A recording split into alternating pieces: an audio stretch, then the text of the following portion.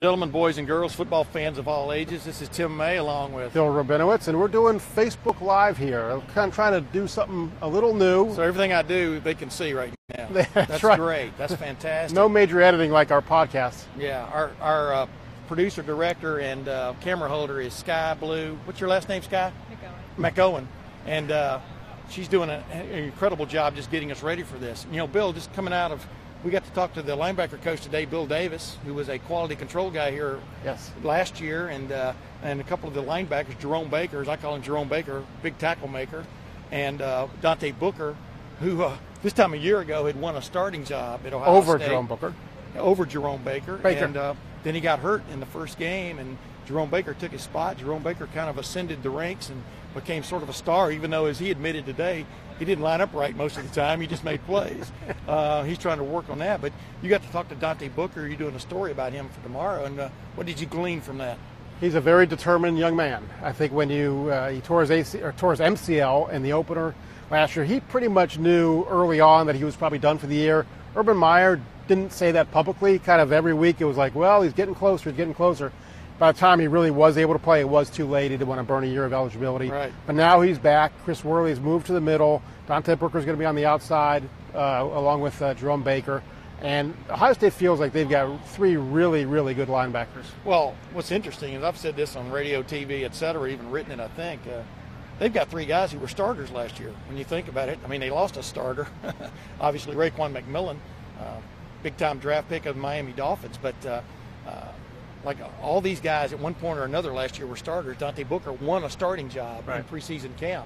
So I think they feel better about their linebackers than maybe they're letting on, because not only that, but you got these young guys behind them, Barrett Browning, Justin Hilliard looks like he's healthy now for the first time in his Ohio State career. Just young guys coming up. Tough Borland, right on down the line. Malik Harrison, Urban Meyer said he's probably the fourth guy. I always forget to mention him for some reason. Maybe it's because of the local connection. But, yeah, he may be the real guy that makes a big breakout this year. I mean, the thing is, I say this all the time, but it's amazing that 5 years ago they had to take a fullback and move him to linebacker with Zach Boren on the 2012 team. I mean, that's inconceivable now. They have such depth at that position. Yeah. You know, it's funny. This team is they didn't get to do this on Monday because of the rain that came, but they've been working out at their off-site field, Coffee Road field, which, by the way, I think a lot of programs would like to even have that field, because I understand it's been manicured very well. Oh, it's better. It didn't used to be. Right, exactly. But, you know, as I was talking to one of the guys who runs the show around here, you know, you don't want to be putting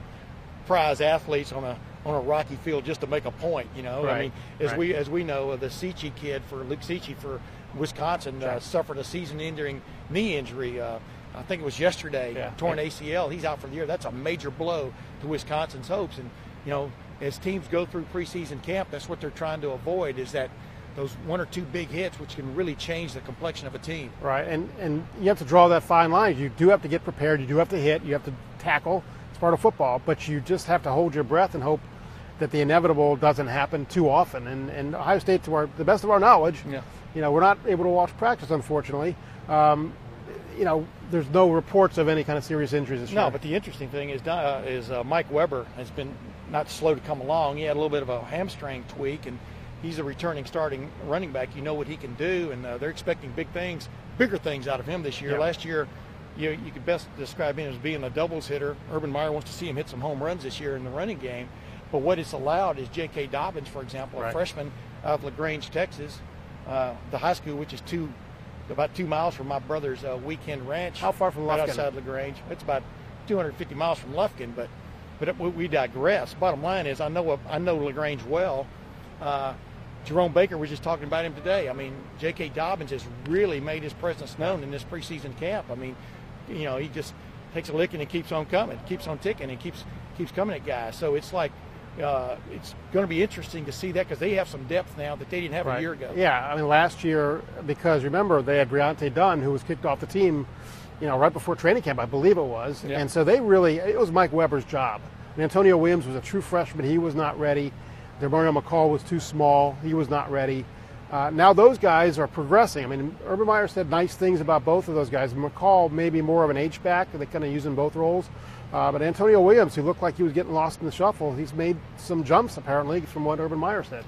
Well, usually when you get shots, you get a chance to make some right. jumps. I mean, with Mike Weber out of the real full-time go fold at the moment. Of course, who knows what happened over at Coffee Field today? They might have found some donuts.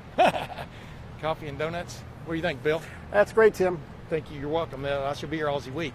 But I digress. Bottom line is, guys get opportunities. You see whether they're going to step up or not. Just like we're sort of witnessing, but by word more than like getting to watch it. Malcolm Pridgeon appears to be asserting himself at that right guard spot. Yeah, he and Matt Burrell are probably the two top contenders. I kind of thought Burrell had an advantage going into camp. It's hard to say right now. Brandon Bowen, who they've raved about, he was a guy who last year looked to be making a jump and then kind of fell back. And Demetrius Knox, who he filled in the Fiesta Bowl and not very well. And it looked like after the spring he'd really kind of fallen off the map, and he's made a little bit of a push now. Right. And Greg Stradrawa was not even discounting the possibility that one of those freshmen, Josh Myers, for example, might make a push.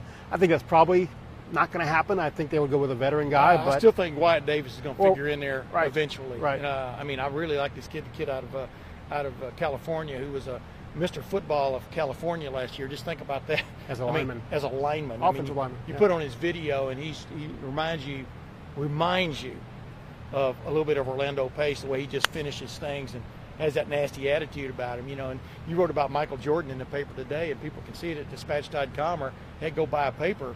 Bottom line is, that's what Michael Jordan feels he brings to the fore. Yeah. Is that nasty attitude, and he thinks this whole line could have that. Because we all know when Billy Price gets mad at somebody, and JaMarco Jones has that edge about him also. They were asked the other day, somebody asked, in one word, what do you need an offensive lineman to be? And the answer by all of them was nasty.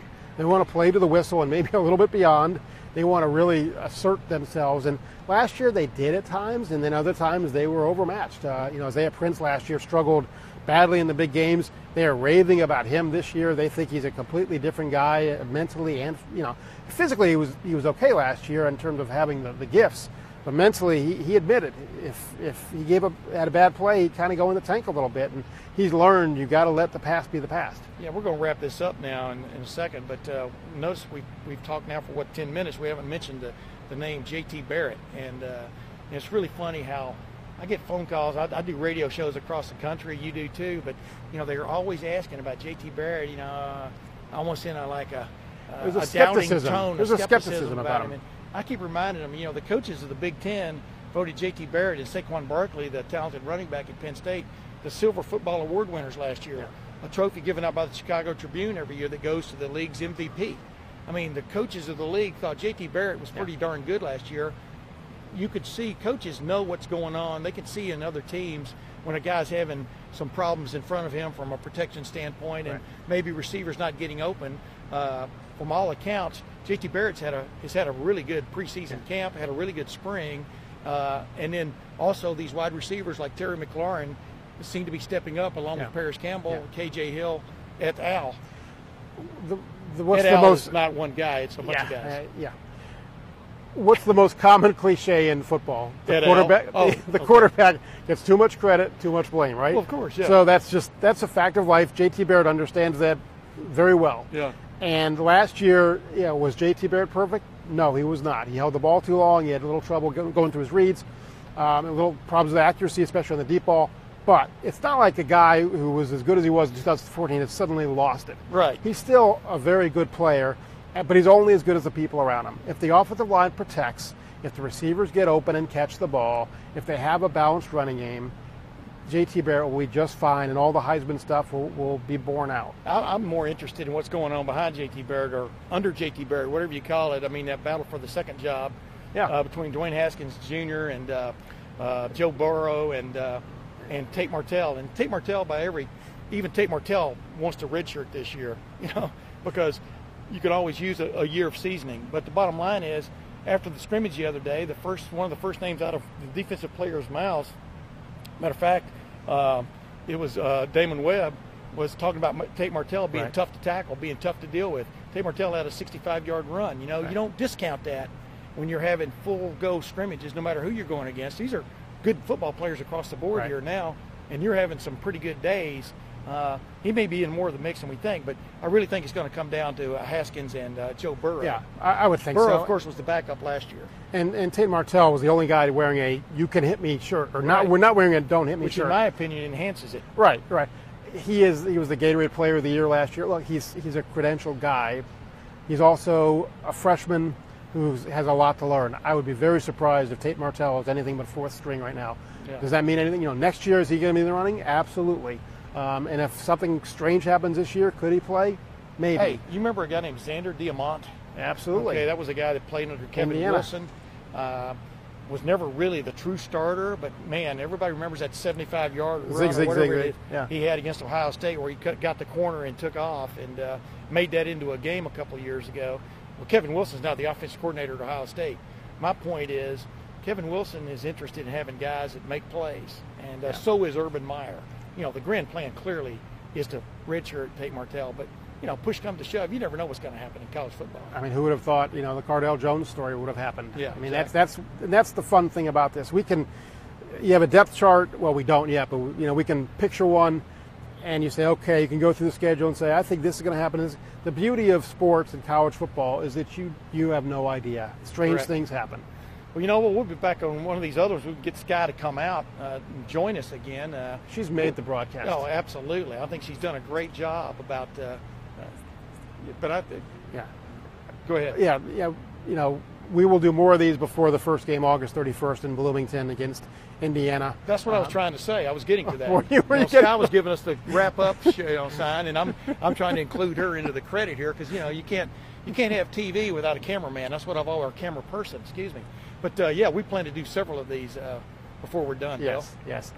That is if there is popular demand. Which after this, I think it's going to go through the roof. But until then, this is Tim May. Bill Rabinowitz. Thanks for watching.